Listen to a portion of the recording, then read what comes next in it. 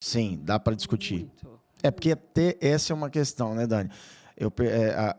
Eu sempre, a gente atuando, né, no direito tributário e com muitos casos de contencioso, a percepção é essa. Quando o cliente, você vai falar de qualquer outro cenário, o cliente sempre está muito tranquilo, o empresário está sempre muito tranquilo, a equipe dele está sempre muito tranquila. Quando acontece qualquer situação, que seja uma notificação, já dá aquele desespero. Ai, meu Deus, agora a Receita veio para cima de mim.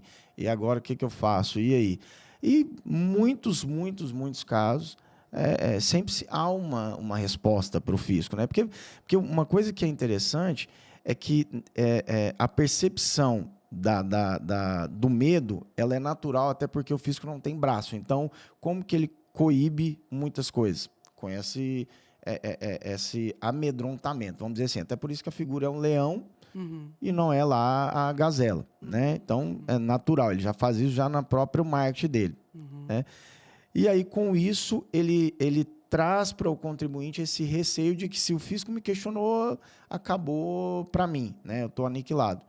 E aí, é isso mesmo? Ou está aniquilado ou não? Dá para ainda fazer algo? Dá para discutir? Dá para defender? Como é que é na prática? Bom, na prática é o seguinte, você falou exatamente o que eu vou traduzir em uma palavra só. Você está mexendo com o bolso do contribuinte. Então, Perfeito. é isso que a forma dele agir é naturalmente assim. Então, você mexe com o bolso, é o capital de giro dele que ele está vendo indo embora e é o dinheiro O mesmo. lucro, né? Né? Que ele imaginou que ia colocar no bolso, Tudo que né? ele achou que fosse acontecer num curto período de tempo, ele está vendo aquela cartinha, né, aquela informação, aquela que chega para ele, a informação, ela é o bolso dele tendo envolvimento. Então, e o que a gente percebe é que dá para brigar com isso de inúmeras formas, entendeu? Então, são coisas que são colocadas de maneira equivocada, são coisas que que podem ser reduzidas em 80%. Né? Uhum. Então, assim, foi levado isso, a gente sabe disso, porque a gente já trabalha com isso há muito Há muito tempo, tempo. e a gente já sabe que, olha, isso aqui a gente reduz. Né? Isso aqui é uma coisa que, na prática, a redução vai ser bem considerável, Vai ser significativa. ou então mesmo ela vai ser derrubada. Né? Ok. Porque a gente tem muitos casos Inclusive, derrubar tudo, de né? derrubar tudo. Então, olha só um minutinho, Dani. Olha só que interessante, pessoal, que a Dani acabou de falar. Se você recebe uma notificação, né, um auto-infração, ou sua empresa está em malha, o que ela acabou de falar aqui é o seguinte, não é o fim. Então, há a necessidade de uma análise, né? Obviamente vai precisar de um profissional qualificado para isso, porém há a possibilidade de reduzir o débito, aquele questionamento, há a possibilidade, inclusive, de reduzir na sua totalidade, porque às vezes todo aquele questionamento do fisco ele não é correto, não é devido, e o contribuinte tem a oportunidade de fazer essa defesa e demonstrar que ele está correto. É isso mesmo, Dani? Isso mesmo. E quer ver um caso prático assim? Não, isso é legal. A gente, às vezes, muitas vezes, a gente está ali trabalhando com frieza para chegar numa prescrição. Então, você espera o prazo acabar para você matar na totalidade o auto de infração. Sim. A gente já viu que aquilo não teve sucesso, que não vai ter sucesso porque o Supremo falou de uma certa forma, a gente está vendo a atuação do Supremo no dia a dia. A prática do Supremo, como que ele tem atuado naquele caso em específico, né? Vamos pensar assim. Vamos pensar nos tribunais de Brasília, né? Supremo STJ, né? O Superior Tribunal de Justiça. A gente já vai mapeando questão por questão. E a gente fala assim, não, agora vamos aguardar uma prescrição intercorrente nisso daqui. O que é isso? Acabou o prazo para o fisco trabalhar. Porque ele vai, assim, ele é muito previsível, ele vai agindo dessa forma, ele vai conduzindo as questões dessa forma, mas às vezes ele não tem aparato. Certo. Entendeu? Então, assim, chega lá na frente, ele não teve o aparato de falar assim, eu vou tocar esse processo, esse contencioso é factível. Às vezes ele vai para outra operação, às vezes ele vai... Operação que eu digo são essas que ele puxa, né, o contribuinte para umas situações assim, já o bolo, a massa de um determinado Essas grandes operações que nós grandes temos, por operações de exemplo. contribuinte, Até né? em São Paulo, nesse momento, está tendo uma, né? Sim. Por exemplo, em São Paulo hoje tem a Operação Lock, né? Então, que eles já colocam os nomes assim já sugestivos, eles já começam a trabalhar dessa forma assim de como assustar mesmo o contribuinte. E aí, né? Vamos pensar o seguinte: foi lá, vimos que no final disso tudo, do que aconteceu, ele não vai ter sucesso. Uma prescrição, entendeu? Pode ser o caminho. Aguarde-se a prescrição para aquilo acontecer. Certo. Tudo Eu vou bem. dar mais uma dica aqui, então, para os nossos ouvintes, Dani. O que a Dani acabou de falar, pessoal? Às vezes a discussão que você está ali com o fisco, o seu direito, né, o que a gente chama de um mérito, ele é ruim, ele é fraco. Né? Vamos pensar que o direito do fisco é maior do que o do contribuinte. Tá? Mas você está discutindo com o fisco por quê? Enquanto há uma possibilidade, o contribuinte deve seguir tentando.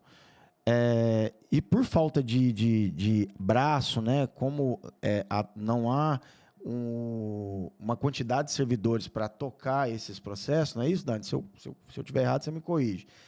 O que pode acontecer há uma demora tão grande do fisco que vai ocorrer o que a gente chama de prescrição intercorrente. Então, vai passar um lapso temporal. A Dani pode falar para nós um pouco mais sobre esse prazo daqui um pouco, esse tempo, né, em específico, Dani. Vai passar esse prazo e o fisco, por mais que ele tenha o direito, e esse prazo foi encerrado, vamos pensar assim, o contribuinte não vai ter mais a necessidade de continuar discutindo aquilo, ou seja, de eventualmente ter que pagar aquele auto-infração ou aquela fiscalização. E aí, Dani, quais são esses prazos? Só para quem está nos ouvindo entender sobre isso. A gente geralmente começa a contar essa questão aí de 5 anos depois que vai para um arquivo. Então, é 5 anos mais um ano, né? Para a gente falar assim, olha, isso aqui não tem mais como o fisco discutir, né? Ao mesmo tempo, né, as questões elas são muito, assim, os tribunais superiores eles mudam muito também. Então a gente tem que ir percebendo em que cenário nós estamos. Nós temos que agir com uma tranquilidade muito grande no sentido de saber em que cenário que as questões são colocadas, de que forma a gente vai fazendo esse tipo de atuação, né? Ou então essa mesmo, né? Falou, olha, prescrição, vamos esperar para isso acontecer. Isso acontece de fato, né? Sim. Porque ele já está preocupado com a outra operação, ele já está preocupado em pensar em outra operação. O fisco é previsível também no sentido de que a gente tem muita coisa que ele vai analisando lá, né, e vai mudando a composição interna deles. Então, o que hoje é importante para a fiscalização, para amanhã pode não ser para quem está na chefia. Sim. Entendeu? E a gente já sabe disso. Sim, Né? sim. Então, todo esse contexto a gente tem que ir percebendo, sim. E monitorando isso. Monitorando isso continuamente, né? Já faz parte do nosso papel, né? De ter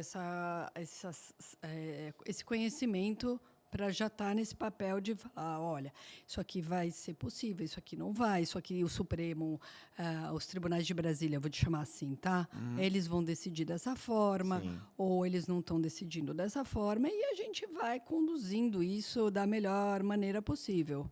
E é importante o contribuinte ficar ciente, Dani, que tudo isso que você está falando é algo que a legislação prevê e permite. Então, a gente está falando de procedimento que é 100% legal, legítimo do contribuinte. Né? Por quê?